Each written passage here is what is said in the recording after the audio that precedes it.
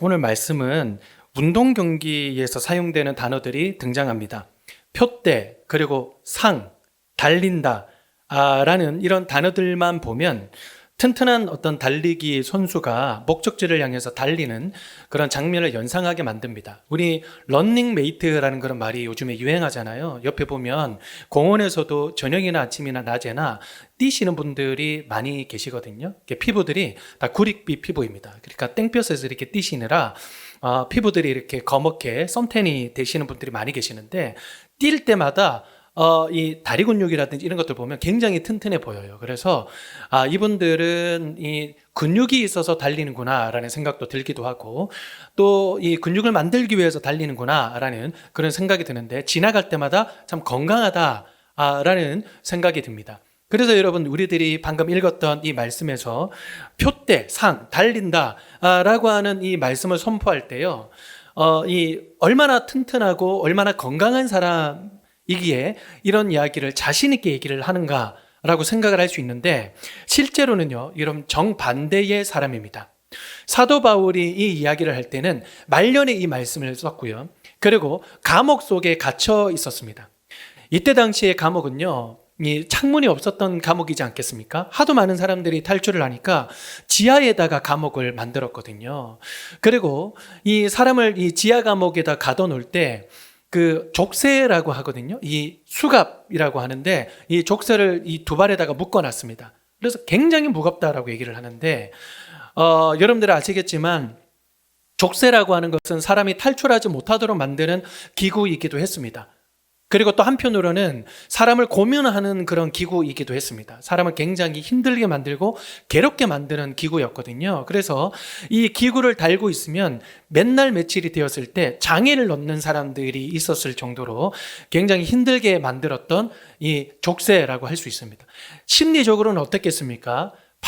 사형 판결을 받으면요, 바로 사형을 당해도 이상하지 않을 정도로 지금 위험한 상황 가운데 빠져 있습니다. 감옥과 그리고 족쇄와 그리고 지금 사형 판결을 받기 직전에 사도 바울의 삶이다라고 할 수 있습니다. 여러분, 이 사람이 나는 표대를 향하여 지금 상을 얻기 위해서 달려간다라고 이야기를 하고 있는 것이죠. 아마 여러분들이 그 사도 바울을 바라봤던 간수들이었다면 비웃었을 겁니다. 아니, 당신이 무슨 표대를 향해서 뭐 상을 받으려고, 아니 그것까지는 괜찮은데 무슨 달려간다라고 얘기를 하냐, 지금 묶여있는 사람이, 라고 비웃었을지도 모르겠습니다.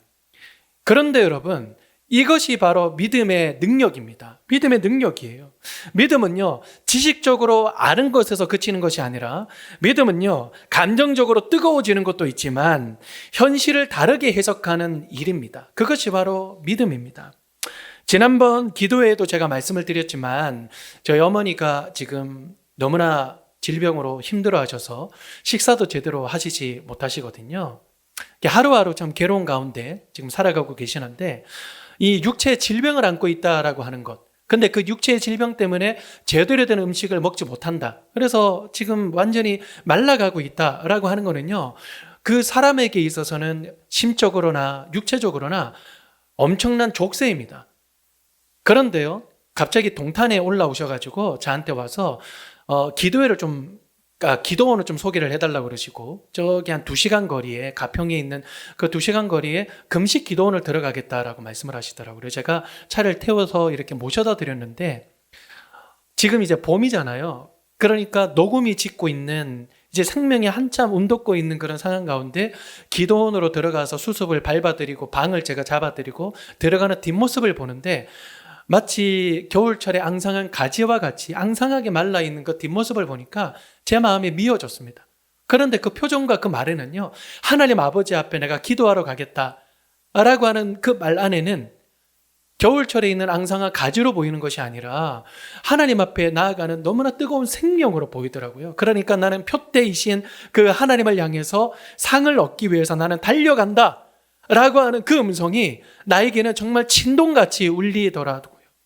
족쇄와 같은 그런 질병을 안고 있음에도 불구하고 거기에서 무너지고 원망하는 것이 아니라, 나는 나에게 상을 주시는 아버지 하나님 앞에 달려간다라고 외치는 그 뒷모습을 보니까 참 저에게는 희망이 되었고 위로가 되었습니다.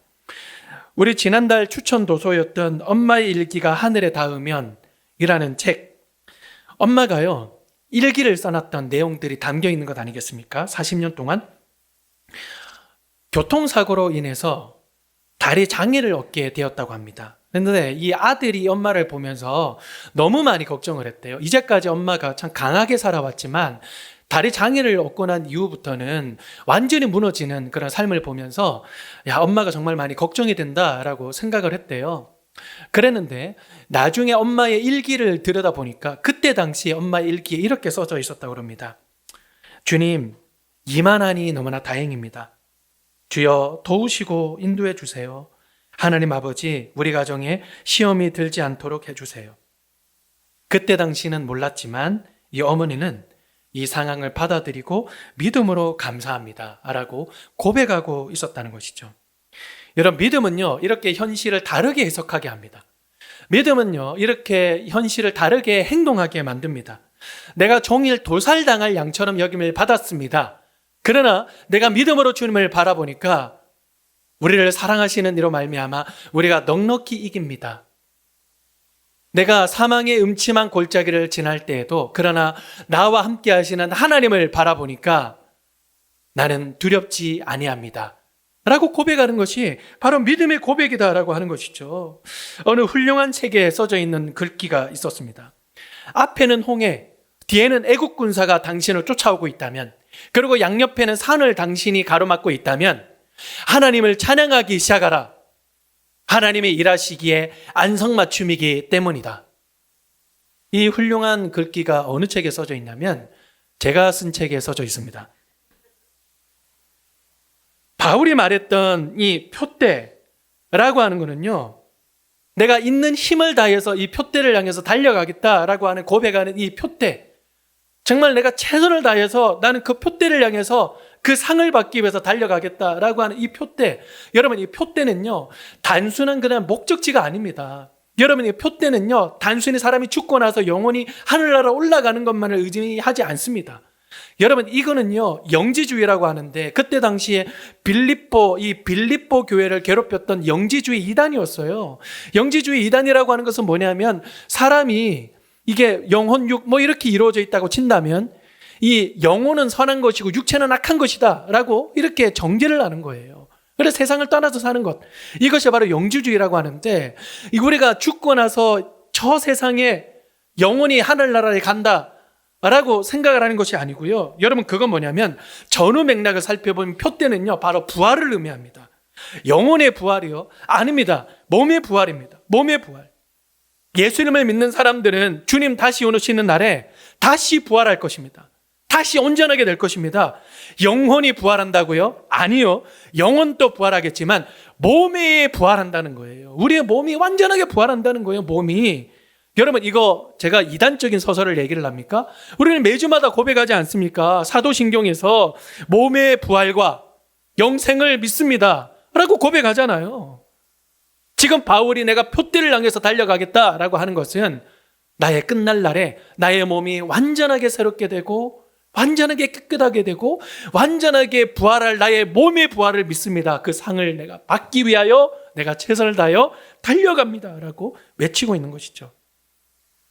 우리 끝날 날에, 주님 오시는 날에 우리 몸의 부활을 믿는다면 몸으로 살아가는 이 현실 속에 일어나는 어떤 일이라도 믿음으로 해석하지 못할 일이 뭐가 있겠습니까?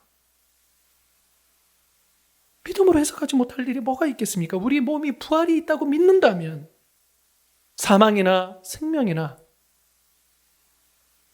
천사들이나 권세자들이나 어제 일이나 오늘 일이나 능력이나 높음이나 깊음이나 다른 어떤 피조물이라도 우리를 우리 주 그리스도 안에 있는 하나님의 사랑에서 끊을 수 없으리라 라고 고백할 수 있지 않겠습니까? 그 어떤 것이라도 우리를 그 주님의 사랑에서 끊을 사람이 누가 있겠습니까?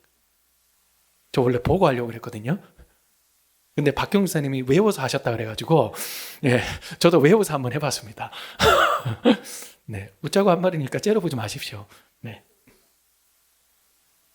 바울은 몸의 부활을 주시는 주님께 붙잡혔습니다.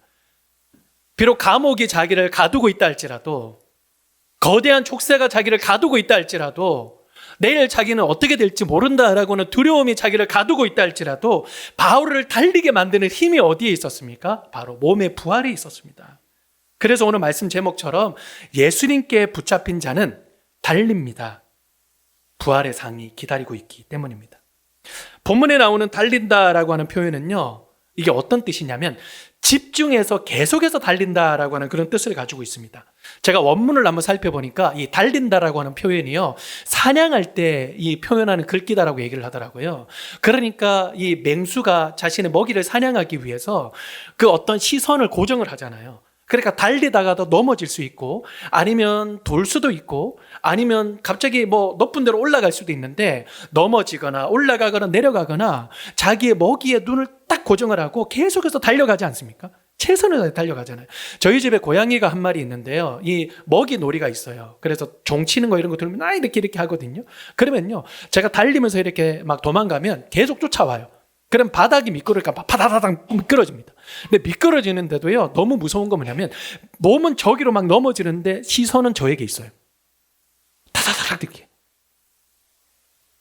위에서 막 뛰어내리는데도 시선은 아래에 가 있는 게 아니라 시선은 저에게 있습니다.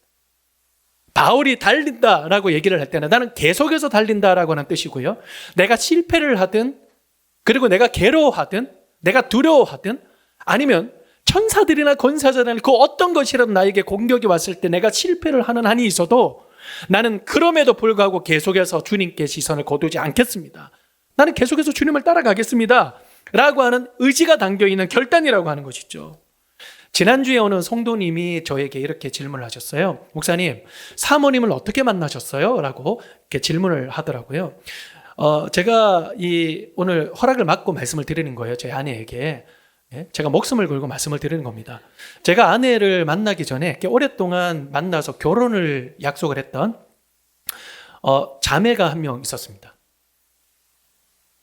왜요? 저 모태솔로인 줄 알았어요? 이렇게 기겁할 일입니까 이거?